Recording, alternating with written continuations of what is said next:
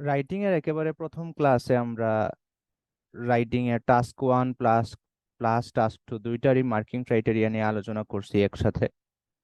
তো যেহেতু আমরা আমাদের টাস্ক 1 এর ক্লাস শেষ করে ফেলছি, সেই হিসেবে শুধুমাত্র টাস্ক 2 এর মার্কিং ক্রাইটেরিয়া নিয়ে ছোটখাটো একটা আলোচনা করতে যাচ্ছি, অনেকটা রিমাইন্ডার হিসেবে। টাস্ক 2 এর মার্কিং ক্রাইটেরিয়া 4টা। এর মধ্যে প্রথমটা হচ্ছে টাস্ক রেসপন্স। টাস্ক রেসপন্সে দেখবে যে আপনাকে যে কাজটা দিছে ওই কাজটা আপনি কতটুকু আদায় করছেন। আপনাকে যে টপিকটা দিছে ওই টপিকের উপর আপনি আলোচনা করছেন কিনা, ওই টপিক আনসার করছেন কিনা, আপনাকে যেটা বলছে ওইটা করছেন কিনা, এই জিনিসগুলা দেখবে। আপনাকে যদি বলে অপিনিয়ন দেওয়ার জন্য, দেখবে আপনি অপিনিয়ন দিছেন কিনা। যদি বলে অপিনিয়নের কথা বলে না, শুধু ডিসকাস বোথ ভিউজ বলে, তাহলে আপনি ওইখানে কি করছেন, ডিসকাস বোথ ভিউজ করছেন নাকি নিজের অপিনিয়ন নিয়ে শুধু কথা বলছেন। এই জিনিসগুলা তারা দেখবে। অর্থাৎ আপনাকে যে এসেটা লেখার জন্য দিছে ওই এসের রেসপন্ড কিভাবে করছেন আপনি, এই জিনিসটাই এই ক্রাইটেরিয়ানে দেখা হবে। দ্বিতীয়ত কোহেরেন্স এন্ড কোহিশন, এখানের মধ্যে দেখা হবে আপনার লেখাটা কত সুন্দরভাবে গোছানো, কত সুন্দরভাবে সাজানো, প্যারাগ্রাফিং ঠিক আছে কিনা, এই বিষয়গুলা। লেক্সিক্যাল রিসোর্সে দেখা হবে যে আপনার ভোকাবুলারি কেমন ভালো, এবং ভোকাবুলারি গুলো আপনি কত অ্যাপ্রোপ্রিয়েটলি ব্যবহার করতে পারতেছেন। এটা নিয়ে আমরা আগেও আলোচনা করছি যে শুধুমাত্র ভালো ভোকাবুলারি জানলেই হবে না, ভালো শব্দ জানলেই হবে না, শব্দের ব্যবহারও ভালো মতো করতে হবে, ঠিক মতো করতে হবে। শব্দের ব্যবহারে যদি উল্টোপাল্টা হয়, তাহলে এইটার কারণে দেখা যাবে সব অনেক ভারী ভারী শব্দ, অনেক আহ জ্ঞানগর্ভ শব্দ ব্যবহার করার পরও আপনার মার্ক বাড়বে না, উল্টো আরো কমতে পারে। এবং lastly grammatical range and accuracy, যেখানের মধ্যে দেখা হবে যে আপনি কত ধরনের বৈচিত্র্যময় গ্রামাটিক্যাল স্ট্রাকচার ব্যবহার করতেছেন, কত ধরনের সেন্টেন্স স্ট্রাকচার ব্যবহার করতেছেন, কত ধরনের গ্রামাটিক্যাল আইটেমস ব্যবহার করতেছেন। এবং আরো দেখা হবে যে এই যে বিভিন্ন ধরনের বৈচিত্র্যময় গ্রামাটিক্যাল আইটেমস ব্যবহার করতেছেন, সেন্টেন্স স্ট্রাকচার ব্যবহার করতেছেন, এইগুলো আসলে কতটুকু একুরেট হচ্ছে, এগুলার ব্যবহার কতটুকু ঠিকঠাক হচ্ছে। আপনি ব্যবহার করলেন কন্ডিশনাল সেন্টেন্স, কিন্তু কন্ডিশনাল সেন্টেন্সের যে নিয়ম আছে ওইটা আপনি ঠিকমতো ফলো করলেন না, তাহলে এই বৈচিত্র্য দিয়ে আপনার খুব একটা উপকার হবে না, বরং দেখা যাবে যে ঠিকমতো নিয়ম না মানার কারণে আপনার মার্ক কমে গেছে। তো এই ছিল টাস্ক 2 এর মার্কিং ক্রাইটেরিয়া নিয়ে আলোচনা। আমরা বেশি লম্বা করলাম না, যেহেতু প্রথম ক্লাসে আমরা একবার আলোচনা করছি। তো যদি বিস্তারিত আবার শুনতে চান, আবার জানতে চান, তাহলে প্লিজ রিফার back to the first class of our writing module. এখন আমরা টাস্ক 2 সম্পর্কে একটা জেনারেল আইডিয়া জেনে নেব। যে সাধারণভাবে টাস্ক 2 বলতে কি বোঝায়, টাস্ক 2 তে আসলে কি চায়, এই জিনিসটা আমাকে প্রথমে বুঝতে হবে। এই জিনিসটা আমি যত ভালোভাবে বুঝতে পারবো, টাস্ক 2 আনসার করার ক্ষেত্রেও আমি তত ভালোভাবে আহ, কাজ আঞ্জাম দিতে পারবো। টাস্ক 2 হচ্ছে এসে রাইটিং, এক কথায় এসে রাইটিং, অর্থাৎ প্রবন্ধ লেখা। তো প্রবন্ধ আসলে কি?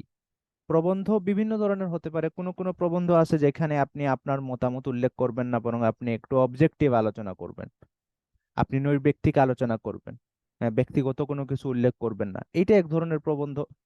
হ্যাঁ, ওই এই ধরনের প্রবন্ধে হয়তো আপনি নিজে থেকে কিছু বলবেন না, কিন্তু বিভিন্ন তথ্য আনবেন, বিভিন্ন এক্সপার্টদের কথা আনবেন, বিভিন্ন স্ট্যাটিস্টিক্স এর রিপোর্ট আনবেন, এই জিনিসগুলোর মিশেল ঘটিয়ে আপনি একটা এসে লিখবেন। আবার অনেক এসে আছে যেখানে মূল আলোচনা করার পর আপনি আপনার নিজের অপিনিয়ন উল্লেখ করবেন। তো আলোচনাটা কিছুটা অবজেক্টিভ হবে, আবার কিছুটা সাবজেক্টিভ হবে। এসের ভালো উদাহরণ কি? এসের ভালো উদাহরণ হচ্ছে পত্রিকার সম্পাদকীয় পৃষ্ঠার লেখাগুলা, অথবা অপেড বা সম্পাদকীয়র পৃষ্ঠার অপোজিটে যে লেখাগুলা দেওয়া থাকে, বিভিন্ন অজ্ঞাত বা বিভিন্ন র্যান্ডম মানুষ লিখে যেগুলা সাবমিট করে এবং পত্রিকা ছাপায়, এই জিনিসগুলা হলো প্রবন্ধের খুব ভালো এক্সাম্পল। এছাড়াও আমরা যে রচনা লিখতাম, স্কুল কলেজে কম্পোজিশন লিখতাম, ওইগুলাও প্রবন্ধের একটা এক্সাম্পল হতে পারে। সামটাইমস অবজেক্টিভ সামটাইমস সাবজেক্টিভ, যেটা নিয়ে আমরা অলরেডি আলোচনা করছি, এইমাত্র আলোচনা করছি যে এসে অনেক সময় অবজেক্টিভ আলোচনা আসবে, আবার এসেতে অনেক সময় সাবজেক্টিভ আলোচনা আসবে। অনেক সময় আপনি আপনার আলোচনাটাকে নৈর্ব্যক্তিক রাখতে হবে, অনেক সময় আবার ব্যক্তিগত ছোঁয়া দিতে হবে। নো সেকেন্ড পারসন প্রোনাউন্স, এই জিনিসটা টাস্ক 1 এবং টাস্ক 2 তে সেম। আপনি যত যাই করেন, অবজেক্টিভ লিখেন আর সাবজেক্টিভ লিখেন, সেকেন্ড পারসন প্রোনাউন কোনোভাবেই ব্যবহার করতে পারবেন না। বিশেষ করে যদি অবজেক্টিভ হয়, তাহলে তো সেকেন্ড পারসন প্রোনাউন ব্যবহার করার কোনো প্রশ্নই আসে না। যদি অবজেক্টিভ হয়, আপনি ফার্স্ট পারসন সিঙ্গুলার প্রোনাউনও ব্যবহার করতে পারবেন না, করতে পারবেন না, করাটা ঠিক হবে না। তবে যদি অবজেক্টিভ হয়, আপনি চাইলে ফার্স্ট পারসন প্লুরাল প্রোনাউন যেগুলো আছে এগুলো যেটা আছে ওইটা ব্যবহার করতে পারবেন, যেমন উই বা আওয়ার, এই জিনিসগুলা।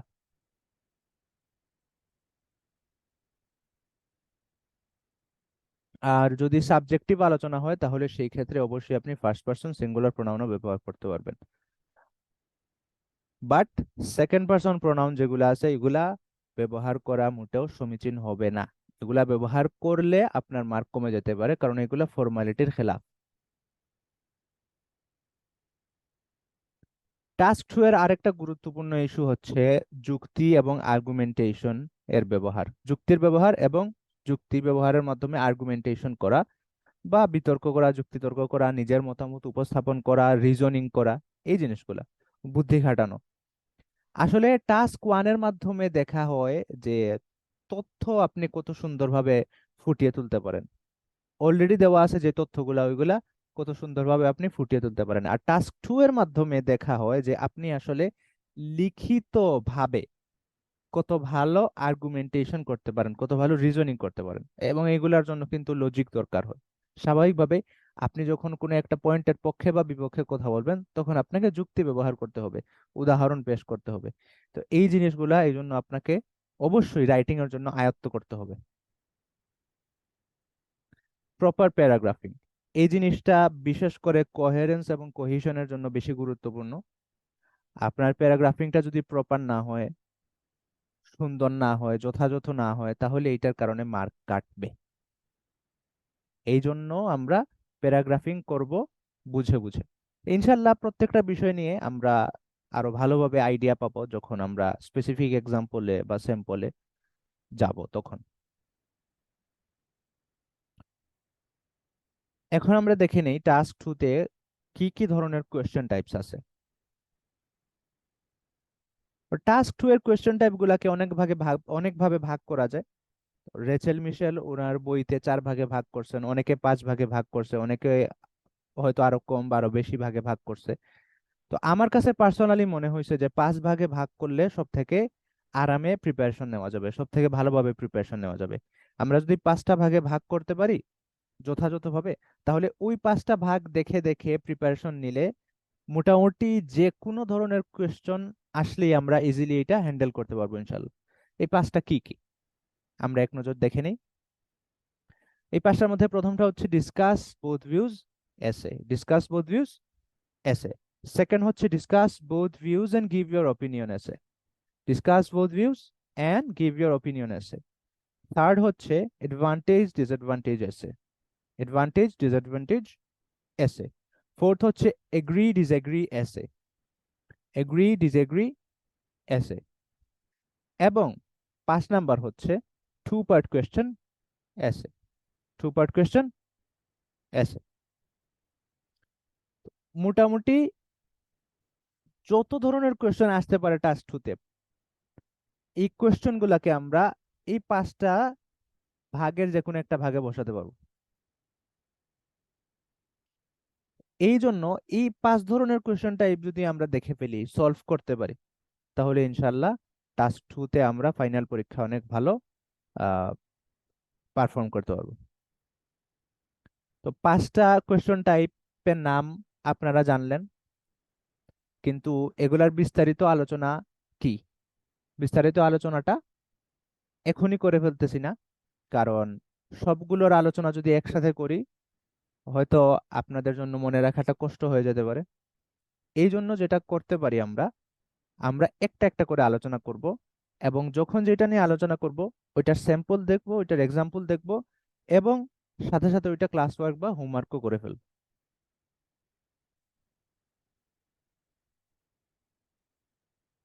প্রত্যেকটা কোয়েশ্চেন টাইপ সম্পর্কে আলাদা আলাদা করে আলোচনা করার আগে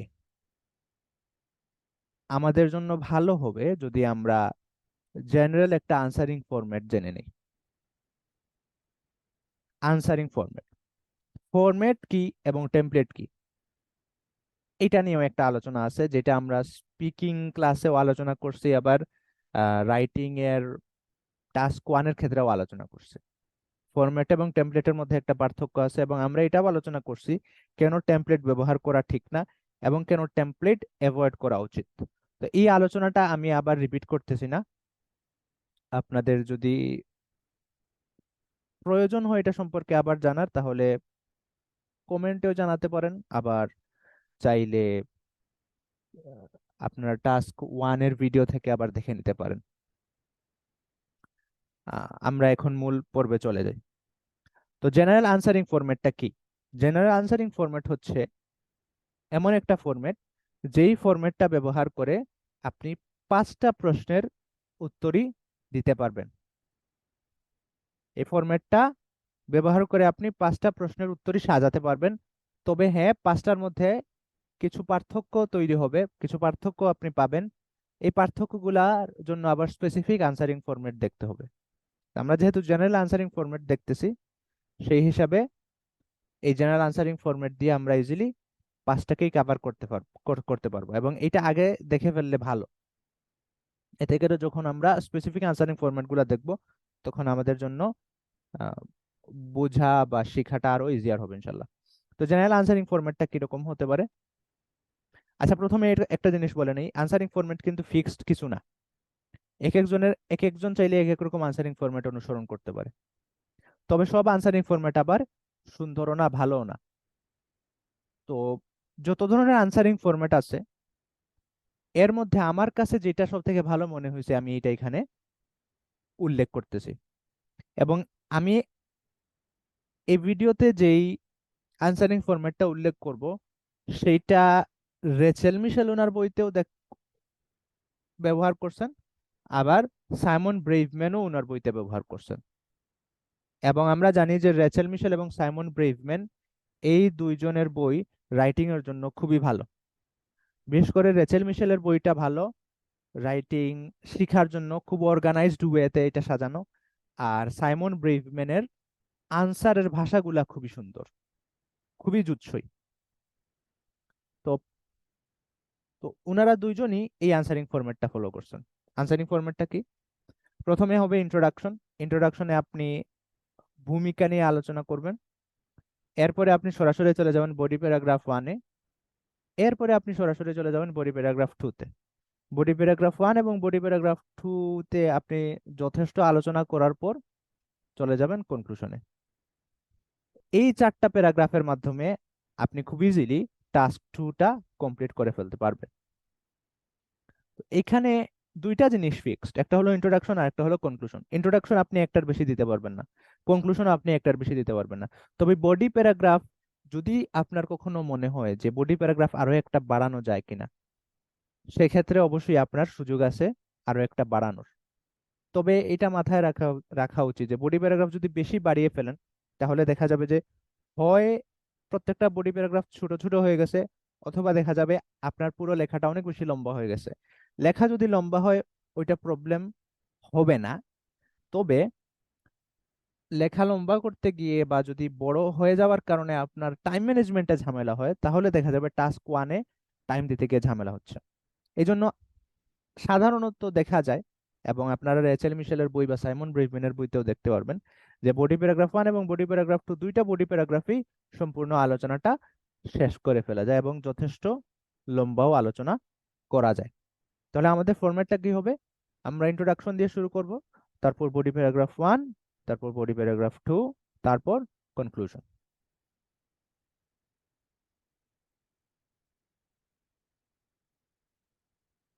এখন আজকের ক্লাসে আমরা আমাদের প্রথম যে কোয়েশ্চেন টাইপটা আছে ওইটা দেখে ফেলবো। প্রথম কোয়েশ্চেন টাইপটা কি?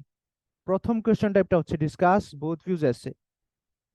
তো ডিসকাস বোথ ভিউজ এসের general answering format same, introduction, body paragraph 1, body paragraph 2 এবং কনক্লুশন। বাদ বাকি স্পেসিফিসিটিতে একটু পার্থক্য আছে, স্পেসিফিক্সে গিয়ে একটু পার্থক্য আছে। আমরা ইন্ট্রোডাকশনটা কিভাবে লিখবো, বডি প্যারাগ্রাফটা কিভাবে লিখবো, আর কনক্লুশনটা কিভাবে লিখবো। তো আজকের ক্লাসে আমরা এইটা নিয়ে আলোচনা করবো ইনশাল্লাহ।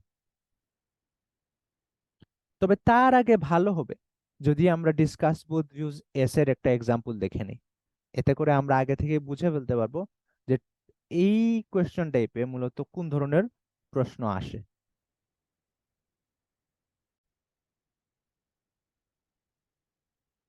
আমি ডিসকাস বোথ ভিউজ এর একটা এক্সাম্পল বের করছি রেচেল মিশেলের বই থেকে। রেচেল মিশেল এই কোয়েশ্চেন টাইপকে নাম দিয়েছেন দ্য আর্গুমেন্ট লেড এসে।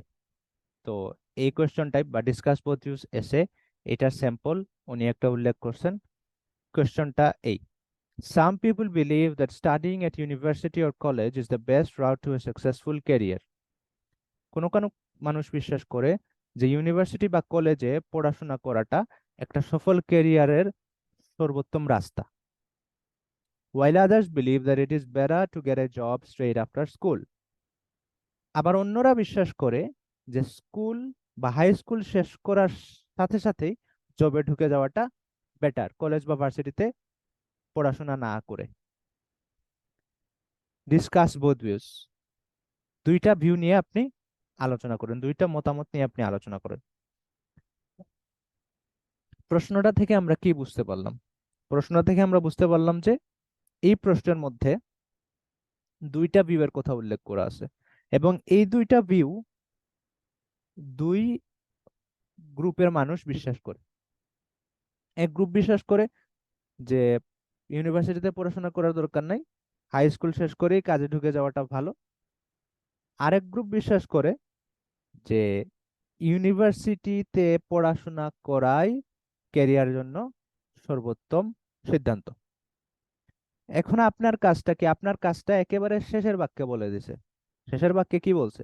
Discuss both views. অর্থাৎ আপনার কাজ হচ্ছে দুইটা ভিউ নিয়েই আলোচনা করা। এই জন্যই এই এসের নাম আমরা দিছি ডিসকাস বোথ ভিউজ এসে। খেয়াল রাখবেন, এখানে কিন্তু আপনার পার্সোনাল ওপিনিয়ন জানতে চায় নাই। এখানে কি জানতে চাইছে? শুধুমাত্র দুইটা ভিউ সম্পর্কে আপনার আলোচনাটা জানতে চাইছে, আপনার কাছে আলোচনা চাইছে, আর কিছু না। Pretty simple. ওকে, তাহলে এখন আমরা আনসারিং স্ট্র্যাটেজিটা দেখে ফেলি, কিভাবে এটা আমরা আনসার শুরু করব।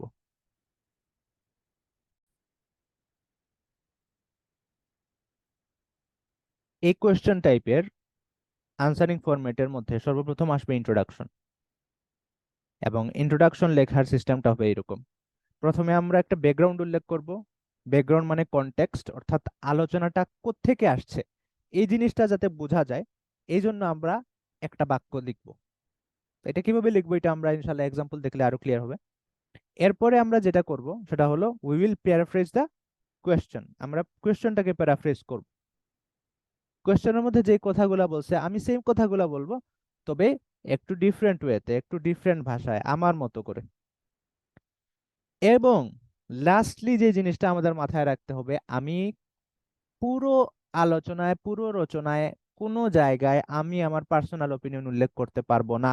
পার্সোনাল ওপিনিয়ন উল্লেখ করাটা সমীচীন হবে না। কেননা এখানে আমার পার্সোনাল ওপিনিয়ন জানতে চাই না, এখানে শুধু জানতে চাইছে যে যে দুইটা ভিউ উল্লেখ করা হয়েছে ওইগুলা মানুষ কেন বিশ্বাস করে, শুধু এটা জানতে চাইছে। আমি কোনটা বিশ্বাস করি এটা কিন্তু জানতে চাই নাই। তাহলে আমাদেরকে আসলে কি করতে হবে? আমাদেরকে প্রথমে একটা কনটেক্সট উল্লেখ করতে হবে, একটা বাক্য উল্লেখ করতে হবে যেটার মাধ্যমে ব্যাকগ্রাউন্ড জানা যায়। এরপর আমরা কোয়েশ্চেন যেটা আছে ওইটাকে প্যারাফ্রেজ করে উল্লেখ করব। তাহলে চলুন এবার দেখে নেই যে রেচেল মিশেল কিভাবে করছেন কাজটা।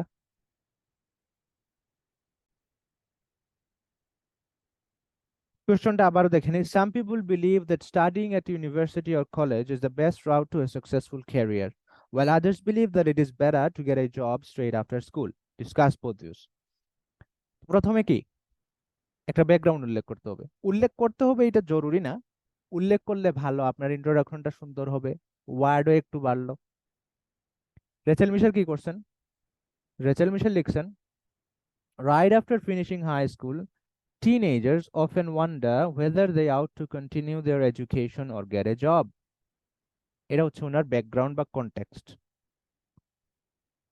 Right after finishing high school, high school শেষ করার পরপরই টিনেজার্স অফেন ওয়ান্ডার, টিনেজাররা অনেক সময়ই চিন্তায় পড়ে যায়, whether they ought to continue their education or get a job, যে তাদের কি করা উচিত, এডুকেশনটা কন্টিনিউ করা উচিত নাকি জবে ঢুকে যাওয়া উচিত।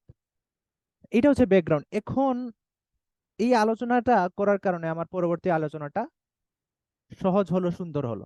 এখন যেহেতু এই টপিকটা আসছে, স্বাভাবিকভাবে দুইটা অভিমত চলে আসবে, যে কেউ কেউ বিশ্বাস করে এডুকেশন করাটা বেটার, কেউ কেউ বিশ্বাস করে জবে ঢুকে যাওয়াটা বেটার। তো এই জিনিসটাই প্রশ্নের মধ্যে যেটা আছে ওই সেম জিনিসটাই এখন লেখক উল্লেখ করবেন নিজের মতো করে, প্যারাফ্রেজ করে।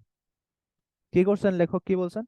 While many people believe that keeping on studying at a college or university will be the best way to guarantee a successful career, others claim that working straight after school is a better option.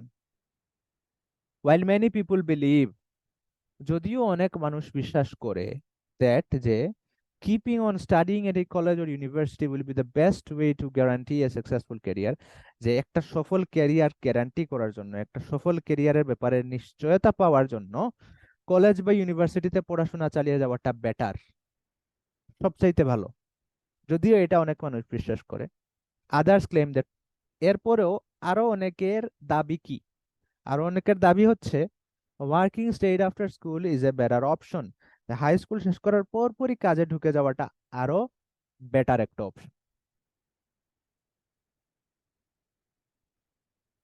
তাহলে আমরা যেই ফরম্যাটটা দেখছি, লেখক কি করছেন, একই ফরম্যাটে আলোচনা করছেন, বা অন্যভাবে বলবে লেখক যেই ফরম্যাটে লিখছেন আমরা ওই ফরম্যাটটাকে চিহ্নিত করে একটা রূপ দিছি। সেটা কি? প্রথম বাক্যটা হবে একটা ব্যাকগ্রাউন্ড যেখানে কনটেক্সট নিয়ে আলোচনা হবে, এবং সেকেন্ড বাক্যটাতে কোয়েশ্চনটাকে প্যারাফ্রেজ করা হবে। আশা করি ইন্ট্রোডাকশন কিভাবে লিখতে হয় এটা বোঝা গেছে। এটা যদি ক্লিয়ার থাকে তাহলে এখন আমি আপনাদেরকে একটা কোয়েশ্চন দিব, এবং আপনাদের কাজ হবে ওই কোয়েশ্চনটার ইন্ট্রোডাকশন নিজের মতো করে লেখা। আপনারা লিখে জমা দিতে পারেন যে কোনো জায়গায়, চাইলে কমেন্টেও জমা দিতে পারেন।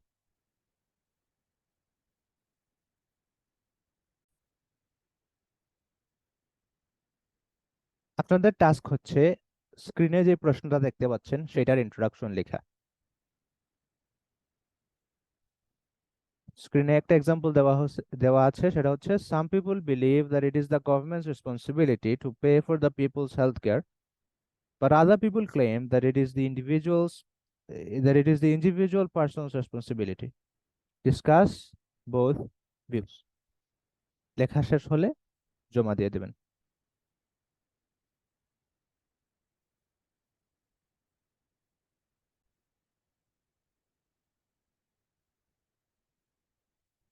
যেহেতু আমরা ইন্ট্রোডাকশনটা দেখা শেষ করলাম, এখন আমরা বডি প্যারাগ্রাফে চলে যেতে পারি। বডি প্যারাগ্রাফ 1 এবং বডি প্যারাগ্রাফ 2 আসলে একই জিনিস, দুইটাই বডি প্যারাগ্রাফ, দুইটার ফাংশনই সেম। তবে যেহেতু দুইটা প্যারাগ্রাফ করছি আমরা আলাদা করে, এই জন্য প্যারাগ্রাফিং এর জন্য জরুরি যে বিষয়টা, এই বিষয়ের প্রতি আমাদের লক্ষ্য রাখতে হবে। প্যারাগ্রাফিং এর ভিত্তি কি? প্যারাগ্রাফিং এর ভিত্তি হচ্ছে টপিক। টপিক ভিন্ন হতে হবে। আমি একটা প্যারাগ্রাফে একটা টপিক নিয়ে আলোচনা করব, আরেকটা প্যারাগ্রাফে আরেকটা টপিক নিয়ে আলোচনা করব। এই জিনিসটা আমি যত সুন্দরভাবে মেনটেন করতে পারবো, আমার প্যারাগ্রাফিংও তত সুন্দর হবে। এই জিনিসটা আমরা কিভাবে করতে পারি?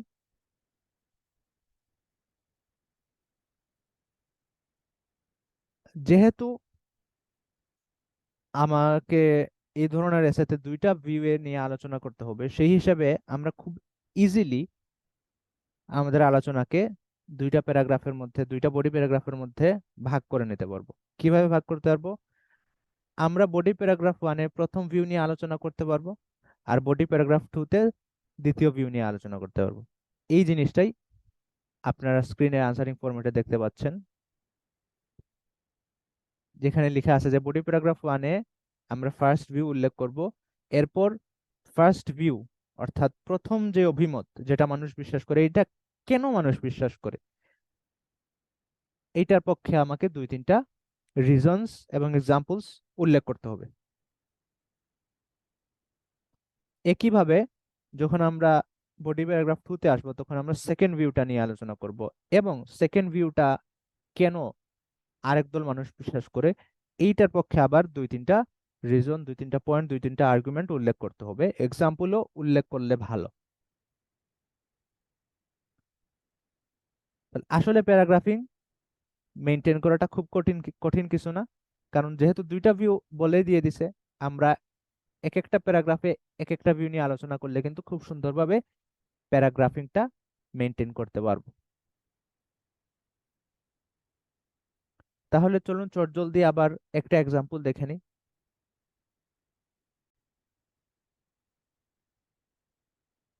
আমরা যে এক্সাম্পলটা দেখছিলাম রেচেল মিশেলের বই থেকে, সেম এক্সাম্পলটাই আবার দেখতেছি, যেখানে প্রশ্নটা ছিল, সাম people believe that studying at university or college is the best route to a successful career, while others believe that it is better to get a job straight after school. Discuss both views. এবং এটার ইন্ট্রোডাকশনও আমরা দেখছি। Right after finishing high school, teenagers often wonder whether they ought to continue their education or get a job. While many people believe that keeping on studying at a college or university will be the best way to guarantee a successful career, others claim that working straight after school is a better option. এখন আমরা চলে যাব body প্যারাগ্রাফে। তাহলে এখানে দেখেন তো, view কয়টা? View দুইটা, ঠিক না? এর মধ্যে প্রথম ভিউটা হচ্ছে যে কলেজ ইউনিভার্সিটিতে পড়াশোনা করা ভালো, আর সেকেন্ড ভিউটা হচ্ছে কাজে ঢুকে যাওয়াটা ভালো। তাহলে বডি প্যারাগ্রাফ ওয়ানে কি করা হবে? প্রথম ভিউটা নিয়ে আলোচনা করা হবে, আর বডি প্যারাগ্রাফ টুতে সেকেন্ড ভিউটা নিয়ে আলোচনা করা হবে। এখন আমি যদি বডি প্যারাগ্রাফ ওয়ানে সেকেন্ড ভিউটা নিয়ে আলোচনা করি আর টুতে ফার্স্ট ভিউটা নিয়ে আলোচনা করি, তাহলে কি কোনো সমস্যা হবে? না, কোনো সমস্যা হবে না। এখানে আসলে সিরিয়াল মেনটেন করার কোনো বিন্দুমাত্র প্রয়োজনীয়তা নেই। ঠিক আছে, আমরা এখন দেখি লেখক কি করছেন। লেখক প্রথমে লিখছেন, start working straight after graduation is beneficial for several reasons. উনি সেকেন্ড ভিউটা নিয়ে আগে আলোচনা শুরু করছেন। এখন উনি কোন ভিউটা নিয়ে আলোচনা শুরু করছেন, এটা কিন্তু উনি প্রথম সেন্টেন্সে বলে দিছেন। এটা বলে দেওয়াটা জরুরি, যাতে করে পাঠক আপনার লেখা দেখে বুঝতে পারে যে আপনি কোন ভিউটা নিয়ে আলোচনা করতেছেন। এই জন্য প্রথম সেন্টেন্সে আপনি এই জিনিসটা বুঝিয়ে দিতে হবে যে আপনি কোন ভিউটা নিয়ে আলোচনা করছেন, যেটা লেখক বুঝাইছেন কিভাবে। Start working straight after graduation is beneficial for several reasons, অর্থাৎ গ্রাজুয়েশনের পরপরই কাজে ঢুকে যাওয়াটা অনেকগুলা কারণে উপকারী। গ্রাজুয়েশন বলতে আমরা অনেক সময় বুঝি মাস্টার্স কমপ্লিট করা, বাট গ্রাজুয়েশন বলতে বোঝায় পড়াশোনার একটা ধাপ সমাপ্ত করা। হাই স্কুল শেষ করলেও তারা উম, বিদেশিরা এটাকে গ্রাজুয়েশন হিসেবে আখ্যায়িত করে। তো এখানে গ্রাজুয়েশন বলতে হাই স্কুল কমপ্লিশন বুঝাইছে। তো লেখক বলতেছেন কি, যে গ্রাজুয়েশনের পরপরই কাজে ঢুকে যাওয়ার বিভিন্ন উপকারিতা আছে। এরপরে উনি ফার্স্টলি দিয়ে আলোচনা শুরু করছেন। ফার্স্টলি অর্থ প্রথমত। প্রথমত বলার মাধ্যমে তিনি প্রথম রিজনটা উল্লেখ করতেছেন, অর্থাৎ গ্রাজুয়েশনের পরপরই কাজে ঢুকে যাওয়া কেন উপকারী, কেন বেটার, এটার প্রথম রিজন কি, এটা উনি ফার্স্টলি বলে উল্লেখ করতেছেন। একই প্যারাতে যদি আমরা দেখি সেকেন্ডলি লেখা আছে, এইখানে সেকেন্ডলি দিয়ে কি বোঝানো হয়েছে? সেকেন্ডলি দিয়ে বোঝানো হয়েছে দ্বিতীয়ত, অর্থাৎ দুই নাম্বার রিজন উনি উল্লেখ করতেছেন। তাহলে শুধুমাত্র এতটুক থেকে আমরা বুঝতে পারতেছি যে লেখক যে ভিউ উল্লেখ করছেন বডি প্যারাগ্রাফ মানে ওই ভিউ এর পক্ষে দুইটা পয়েন্ট উল্লেখ করছেন। এখন আমরা ডিটেলস দেখি। Firstly firstly by working, young people will be able to start earning money as soon as possible. এইটা হচ্ছে ওনার প্রথম আর্গুমেন্ট, অর্থাৎ কাজে ঢুকে যাওয়ার মাধ্যমে ইয়াং পিপুল, যুবকেরা will be able to start earning money as soon as possible, খুব দ্রুত টাকা উপার্জনে সক্ষম হবে। এটা হচ্ছে ওনার প্রথম আর্গুমেন্ট, এটা হচ্ছে ওনার প্রথম পয়েন্ট। এখন পরের সেন্টেন্সে উনি কি করতেছেন, এই প্রথম বাক্যের ব্যাখ্যা করতেছেন। ব্যাখ্যাটা কি? As a result, they will be mature enough and be able to live independently on their own income. এর ফলে দেখা যাবে যে তারা যথেষ্ট ম্যাচিউরড হয়ে যাবে, পরিপক্ক হয়ে যাবে এবং নিজেদের উপার্জনের উপর আত্মনির্ভরশীল হয়ে চলাফেরা করতে পারবে। তাহলে দুইটা সেন্টেন্সে উনি কি করছেন, ওনার প্রথম আর্গুমেন্টটা শেষ করে ফেলছেন। এরপর সেকেন্ডলি বলার মাধ্যমে উনি ওনার দ্বিতীয় আর্গুমেন্টটা শুরু করছেন। দ্বিতীয় আর্গুমেন্টটা কি? A person who decides to look for a job rather than pursuing higher education is likely to have a chance to obtain a lot of real experience and practical skills. একজন মানুষ যে হায়ার এডুকেশনে ঢুকার বদলে জবে ঢুকার দিকে মনোনিবেশ করে, তার সম্ভাবনা বেশি যে সে রিয়েল লাইফ অভিজ্ঞতা অর্জন করবে এবং প্র্যাকটিক্যাল দক্ষতা অর্জন করবে। এটা হচ্ছে ওনার দ্বিতীয় আর্গুমেন্ট বা 2 নম্বর পয়েন্ট। এরপর এই 2 নম্বর পয়েন্টের ফলাফল কি বা এটার ব্যাখ্যা কি? This may lead them to progress more quickly in their chosen profession. এইটার ফলে দেখা যাবে যে তারা তাদের চোজেন প্রফেশন, অর্থাৎ তারা যেই জব ফিল্ডটাকে বেছে নিয়েছেন ওই জব ফিল্ডে খুব দ্রুত অগ্রসর হতে পারতেছেন। কারণ আগে আগে কাজে ঢুকছেন, তো ওয়ার্ক এক্সপিরিয়েন্স বেশি হবে, তারা জবে ভালো করতে পারবেন।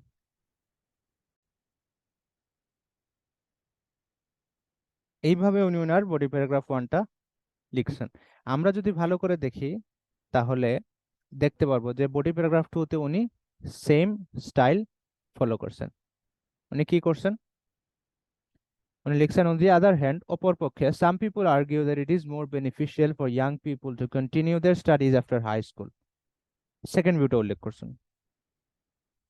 প্রথম বাক্যে সেকেন্ড ভিউটা উল্লেখ করছেন, যে ভিউ নিয়ে এখন আলোচনা করবেন ওইটা উল্লেখ করছেন যাতে পাঠক বুঝতে পারে উনি কোনটা নিয়ে এখন আলোচনা করবেন। উনি কি লিখছেন, অপরপক্ষে অনেক মানুষ আর্গিউ করে, অনেক মানুষ এই অভিমতের পক্ষে কথা বলে যে যুবকদের জন্য পড়াশোনা কন্টিনিউ করাটা আরো বেটার। এরপরে সেম স্টাইলে উনি ফার্স্টলি দিয়ে প্রথম আর্গুমেন্টটা উল্লেখ করতেছেন। উনি বলতেছেন কি, firstly a college education prepares students to meet academic qualifications which most employers require nowadays. এটা হচ্ছে ওনার প্রথম আর্গুমেন্ট। অর্থাৎ একটা কলেজ এডুকেশন কি করে, মানুষের একাডেমিক কোয়ালিফিকেশনকে বাড়িয়ে দেয় এবং সাধারণত দেখা যায় যে বর্তমানে নিয়োগদাতা বা চাকরিদাতা যারা আছে তারা মানুষের একটা minimum level of academic qualification আশা করে। তো ওই কোয়ালিফিকেশনটা কি করে, কলেজ এডুকেশন প্রদান করে। একটা জিনিস এখানে বলে রাখা ভালো যে আহ, অনেক ইংলিশ স্পিকিং দেশে কলেজ এবং ইউনিভার্সিটি শব্দ দুইটাকে সিনোনিমাসলি ব্যবহার করা হয়, তো এখানে কলেজ বলতে ইউনিভার্সিটিকেই বোঝানো হয়েছে। তো এটা ওনার প্রথম আর্গুমেন্ট। এরপর কি করছেন, কনসিকুয়েন্টলি, তো স্বাভাবিকভাবে universities graduates usually have opportunities to earn higher salaries than those without qualifications. তো এটার ব্যাখ্যা করতেছে যিনি, যে স্বাভাবিকভাবে দেখা যায় যে ইউনিভার্সিটি গ্রাজুয়েট যারা হয়, যারা ইউনিভার্সিটিতে পড়াশোনা শেষ করে,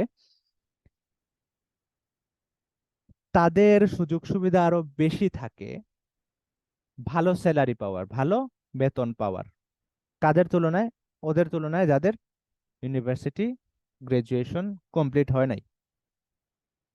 এটা ওনার প্রথম আর্গুমেন্ট। সেকেন্ড আর্গুমেন্ট শুরু করছেন উনি ইন এডিশনের মাধ্যমে। তো বডি প্যারাগ্রাফ 1-এ আমরা দেখছি যে উনি সেকেন্ড আর্গুমেন্টটা শুরু করছেন সেকেন্ডলি বলার মাধ্যমে। তো এইখানেও যদি উনি সেকেন্ডলি বলতে পারতেন, বাট জিনিসটা সুন্দর দেখাতো না। দেখা যায় ফার্স্টলি সেকেন্ডলি, আবার ফার্স্টলি সেকেন্ডলি, এক জিনিস বারবার ব্যবহার করাটা মানায় না। এজন্য উনি সেকেন্ডলি এর বদলে এখানে ব্যবহার করছেন ইন এডিশন, অর্থাৎ পাশাপাশি। পাশাপাশি, the job market is becoming increasingly competitive since hundreds of applicants often chase one position in an organization. যেহেতু শত শত মানুষ একটা প্রতিষ্ঠানে একটা পজিশন পাওয়ার জন্য লড়াই করে, এই জন্য দেখা যাচ্ছে যে জব জব মার্কেটটা দিন দিন কম্পিটিটিভ হয়ে যাইতেছে। দিন দিন জব মার্কেটে প্রতিযোগিতা শুধু বাড়তেই আছে। Having a degree is an obvious advantage that university graduates have, এবং ইউনিভার্সিটি গ্রাজুয়েটদের ডিগ্রি থাকায় এটা তাদের জন্য একটা বাহ্যিক এবং স্বাভাবিক অ্যাডভান্টেজ হিসাবে কাজ করে, সুবিধা হিসাবে কাজ করে।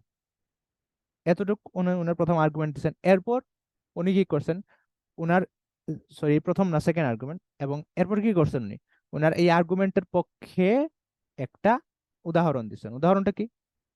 In many countries students who graduate with an engineering degree are highly paid and have an easy time getting a good job. অর্থাৎ বিভিন্ন দেশে যে সমস্ত স্টুডেন্টরা ইঞ্জিনিয়ারিং ডিগ্রি নিয়ে পাশ করে, ইউনিভার্সিটি পাশ করে, আর হাইলি পেড, তাদের বেতন অনেক বেশি থাকে, এবং have an easy time getting a good job, তারা খুব সহজে ভালো জবও পেয়ে যান। তাহলে এটা উনি ওনার সেকেন্ড আর্গুমেন্টের পক্ষে একটা উদাহরণ দিয়েছেন।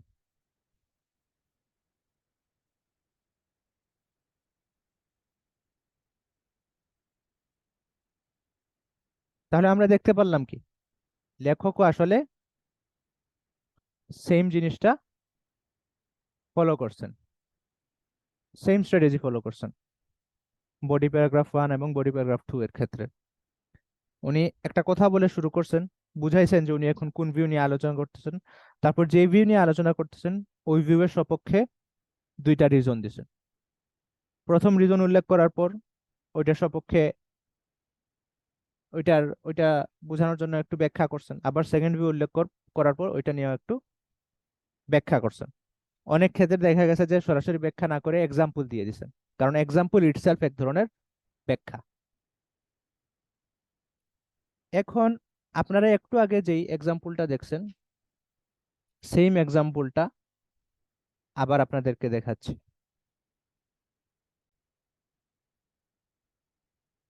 এবং আপনাদের কাজ হচ্ছে এই এক্সাম্পলের ইন্ট্রোডাকশন যেহেতু লিখে ফেলছেন, এখন আপনারা এই এক্সাম্পলের বডি প্যারাগ্রাফ 1 এবং বডি প্যারাগ্রাফ 2 লিখবেন। কোয়েশ্চনটা কি ছিল? কোয়েশ্চনটা ছিল, সাম people believe that it is the government's responsibility to pay for the people's health care, but other people claim that it is the individual person's responsibility. Discuss both views. লেখা শেষ হলে জমা দিয়ে দিবেন। চাইলে আপনারা ফেসবুকের কমেন্টেও আনসারটা দিতে পারেন।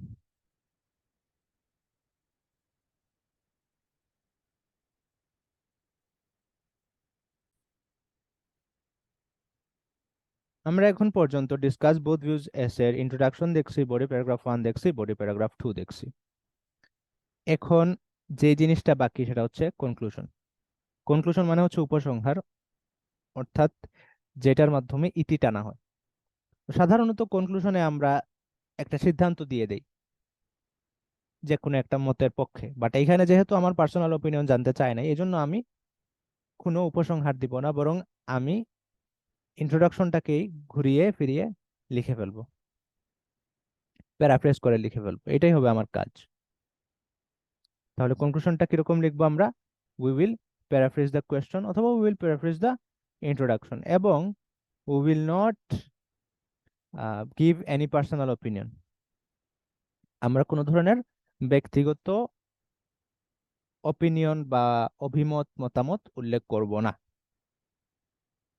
যে এক্সাম্পলটা নিয়ে আলোচনা করতেছিলাম ওইটাতে চলে যাই, ওইটার কনক্লুশন দেখে ফেলি।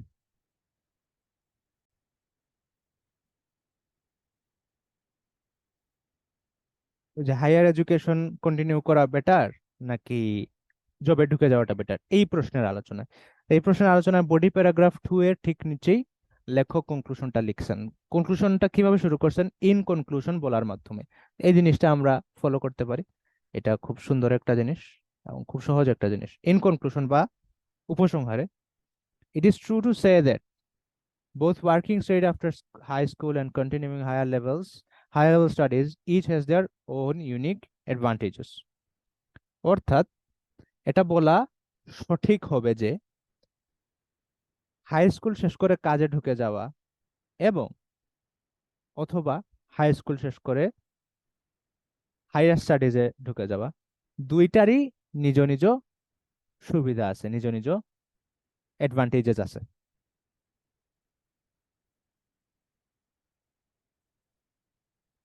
তো কনক্লুশনটা খুবই সিম্পল। পুরো মেইন কোয়েশ্চন যেটা ছিল ওইটাকে সামারাইজ করে উল্লেখ করা হয়েছে, ইন্ট্রোডাকশন যেটা ছিল ওইটাকে সামারাইজ করে উল্লেখ করা হয়েছে।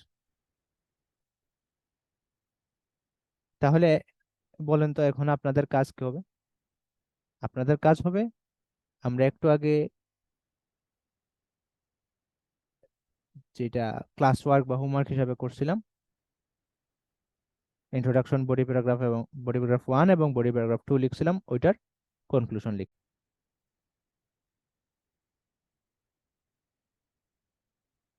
Some people believe that it is the government's responsibility to pay for the people's healthcare, but other people claim that it is the individual person's responsibility. Discuss both views.